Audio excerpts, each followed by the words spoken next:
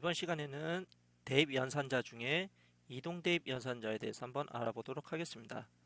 이동 대입 연산자, 지난 시간에 생성자 배우면서 이동 생성자에 대해서 배웠죠? 이동 생성자가 뭐 때문에 생겨났다고 했죠? 네, 그렇습니다. 임시객체 때문에 생겨난 이동 시멘틱이라고 했었습니다. 임시객체가 발생하는데요. 임시객체가 발생할 때 얘는 언제 발생하냐면은 함수의 반환값이 반환 형식이 클래스일 때 발생하고 임시객체 때문에 함수 두 가지가 실행된다고 확인했었습니다. 그 실행되는 부분이 복사 생성자랑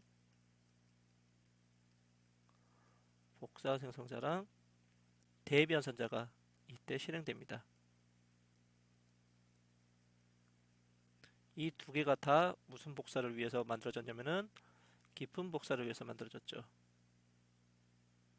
깊은 복사를 위해서 만들어진 이 두 부분이 이 임시객체에 대해서 깊은 복사하는 이 부분에 대해서 엄청난 많은 비효율적인 연산이 발생하는 것입니다. 내부적으로 엄청난 비효율적인 문제가 발생하고 그 부분을 개선시키고자 나온 게 이동 시멘틱입니다. 이동 시멘틱이라고 보시면 됩니다.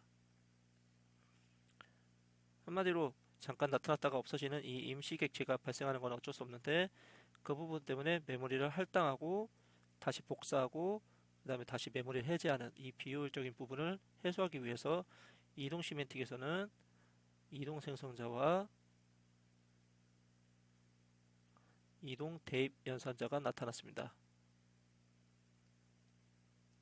연산자가 나타났고 이것은 얕은 복사를 주로 합니다. 얕은 복사, 여기에는 기본적으로 R밸류 참조를 담고 있습니다. 그래서 오늘은 이 중에 이제 이동 대입 연산자 이 부분에 대해서 알아보도록 하겠습니다.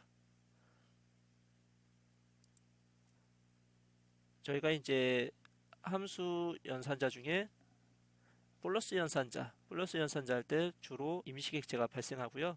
그 부분에 있어서 이제 그 임시객체에 대해서 대입할 때 어떤 부분이냐면은 C는 A 플러스 B 이런 연산에 있어서 이 임시 결과가 이쪽이 대입될 때 이때 대입 연산이 우리가 따로 정의하지 않으면 임시객체가 대입될 때 깊은 복사가 아니라 얕은 복사를 위한 겁니다.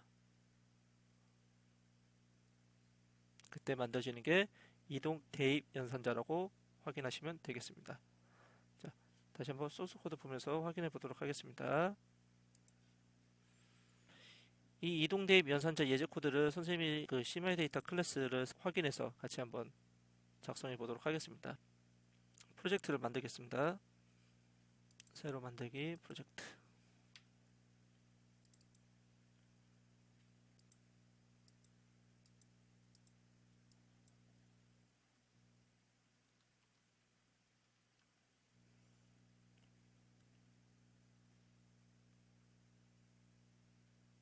이 부분에서 클래스가 CMY 데이터라고 하시면 되고요. CMY 데이터로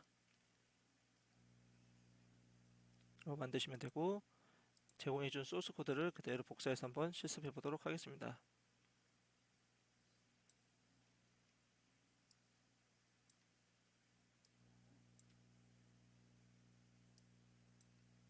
클래스 부분이고요.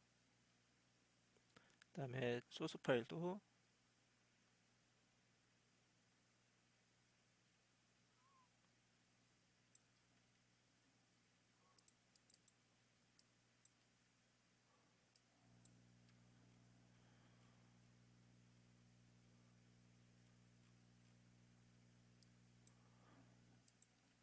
이렇게 확인할 수가 있습니다. 이 부분에는 복사 생성자도 들어가 있고요.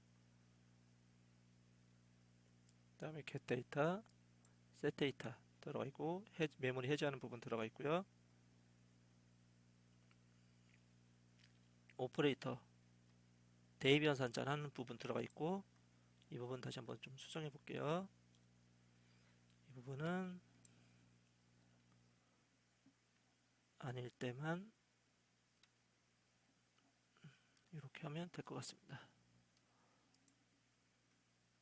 그리고 덧셈하는 연산자 들어가 있고, 그리고 문자열 복사하는 부분 함수 어펜드 함수 들어가 있습니다. 소멸자까지 들어가 있습니다. 그 부분은 이제 사용자 코드 이 부분을 갖고 테스트 한번 해볼게요.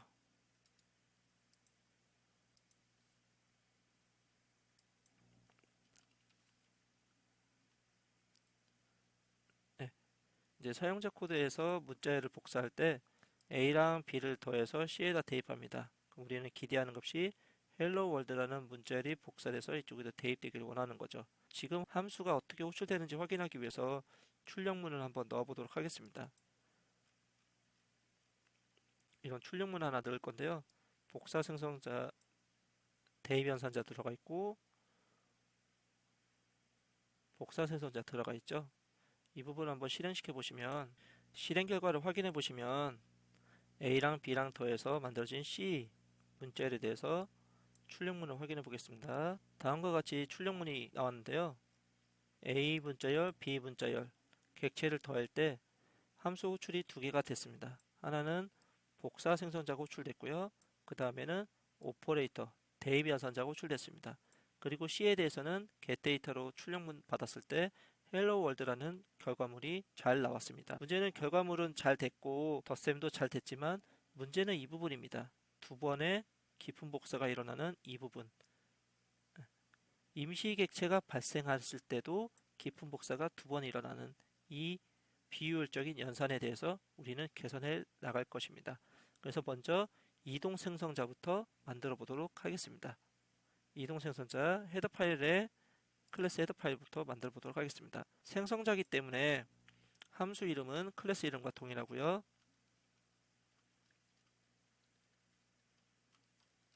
매개 변수로는 복사 생성자랑 마찬가지로 객체가 들어가긴 하지만 콘스트가 아닌 일반 객체 참조고 r밸류 참조로서 앰퍼센드가 하나 더 붙습니다. 이런 형태로 되시고 얘가 이동 생성자고 얘는 얕은 복사를 위해서 만들어집니다. 그래서 정의 파일 한번 해보겠습니다. 얘는 내 멤버인 네임을 매개 변수로 넘어온 RHS.name으로 대입을 시켜주고요. 그러면 같은 메모리가 참조되기 때문에 기존 메모리인 RHS.name을 널 처리를 해줍니다.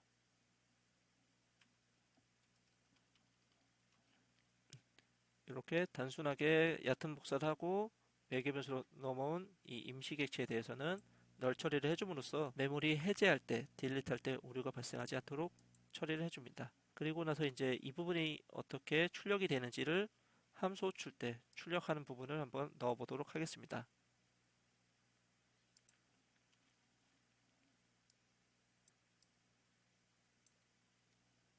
이렇게 함수 이름을 여기다 넣어서 출력문이 호출되게끔 나타내게끔 했습니다. 이동 생성자를 하나 추가했을 때 이 메인 파일에서는 변함이 없는데 한번 어떻게 달라졌는지 한번 확인해 보도록 하겠습니다. 출력문 확인해 보시면 아까와는 다르게 임시 객체에 대해서 호출문이 복사 생성자가 아니라 이동 생성자가 호출될 수 있음을 확인할 수 있습니다. 우리가 이동 생성자를 만들어 놓으면 임시 객체에 대해서 생성할 때 복사 생성이 아니라 이동 생성자 얘가 호출돼서 깊은 복사를 하지 않고 얕은 복사를 하게 됩니다. 그럼 이제 두 번째 함수인 대입 연산, 이때 대입 연산은 깊은 복사를 하기 때문에 우리가 이동 대입 연산으로 만들어 보도록 하겠습니다. 이때도 마찬가지로 이 부분은 얕은 복사를 위해서 r밸류 참조를 하게 됩니다. 그 부분을 한번 선언해서 만들어 보도록 하겠습니다. 동일한 대입 연산이지만 이 부분은 객체를 반환하고 이 부분이 콘스트가 아니라 r밸류 참조로서 얕은 복사를 하게끔 만들 수가 있습니다. 이 부분이 이동 대입 연산자라고 보시면 되고요. 정의를 해보면 이 부분입니다. 이 부분에서 하는 역할도 마찬가지로 내 네임을 매개 변수로 온 네임으로 초기화시켜고요. 기존에 있는 RHS.name을 널로 초기화시킵니다. 그런 다음에 내 객체의 를 반환하는 형태로 하면 깊은 복사가 아니라 얕은 복사 형태로 반환이 잘 될 수가 있습니다. 그러고 나서 함수 호출을 확인하기 위해서 출력문을 하나 넣도록 하겠습니다.